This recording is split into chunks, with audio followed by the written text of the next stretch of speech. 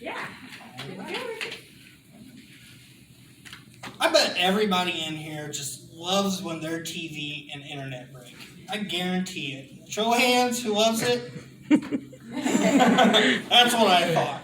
And also, I'm sure nobody likes to wait on a technician, especially now during COVID. It's even longer waits. They don't want to come in your house, and they're taking extra precautions, so it's taking a while. And who wants to pay that pretty penny once you're done, right?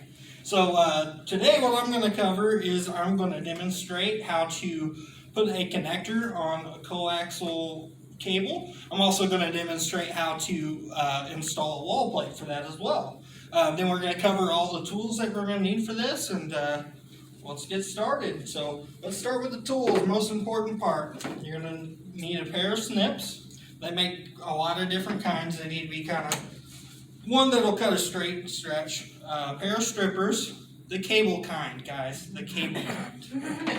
All right, a 7/16 wrench, a compression tool, the connector. Then you're going to need a drill, a 5/8 drill bit, and a Phillips bit, and wall plate. Alrighty. So, if you can see here, I'm sure everybody can see this from back there. This is what appears to be chewed up by like some dog or something like that. For some reason, animals love to chew on this stuff. Like, you see it way too common. Dogs, cats, I've even seen parrot chew the line. That guy, he told me that his vet owed him money because he couldn't figure out why his bird was pooping blood. Well, I should have got paid for that.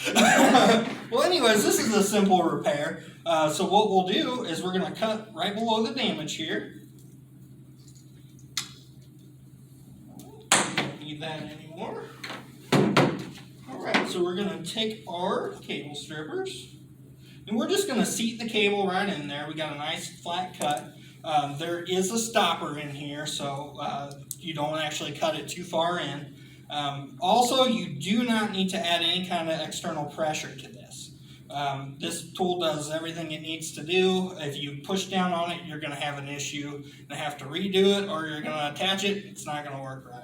So just hold the cable, put your hand and the finger here, and I do a 2 forward and a 1 back. And then you're going to grip it and just pull apart. And then it takes that outer jacket off. And then you see that copper stinger there, that's what plugs into your equipment. And then you also see in the middle there's a white dielectric. There is which is just an insulator, as well as a foil insulator. And also there are these wire braids. Now, according to FamilyHandyman.com, these wire braids cause more problems with cable than almost any other thing. So we definitely want to strip all these back before we put our connector on. You just smash them down off there, make sure they're not touching. Alright, so now we're going to grab our connector. So the easy way to do it with this one, it's got the blue at the bottom. It's the circle side. We don't want to put the rotation side. This is what screws onto your equipment, your TV, your internet modem. So we're going to push this in here, and we're going to watch it as it goes in, because we don't want it to go past, there's a little crease down in here, and we want it to be flush with it.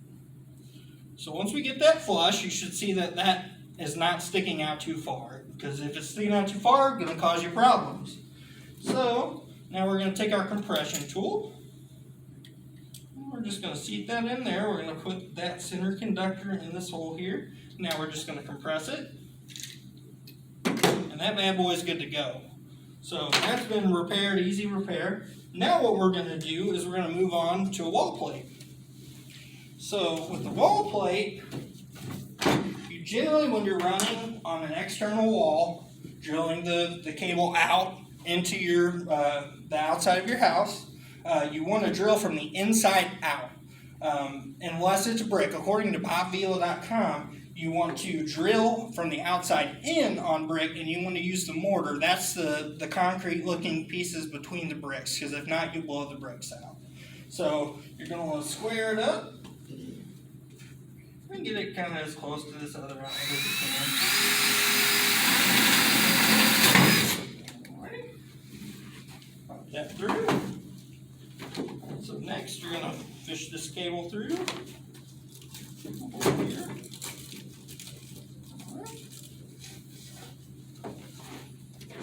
usually you're going to want to push a piece of cable without a connector through here, but if we showed you how to do it, you know how to do that part. We don't have to show you again.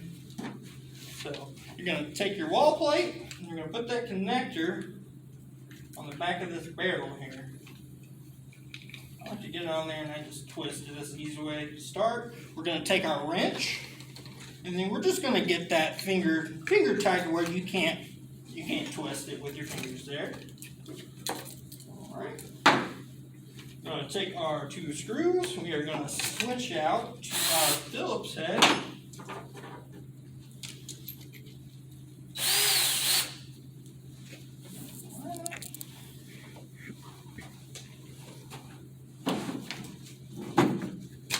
And this is where you get the squareness of this positioning. The screws here. I'm just going to pop those in real quick.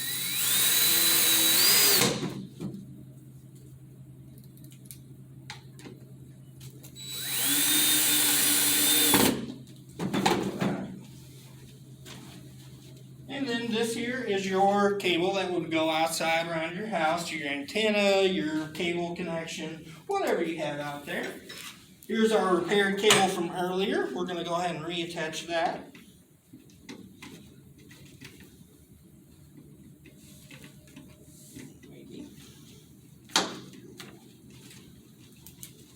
And same thing, we want to take that wrench to it just tight enough to where you can't take it off with your fingers. Alright, this is ready to plug back into your TV or your modem. So you're all set. So we covered how to install a fitting and a wall plate with coaxial cable. And then we went over the tools to get the job done. So you guys are all set. You're ready to work on your own cable repairs and save a little bit of money.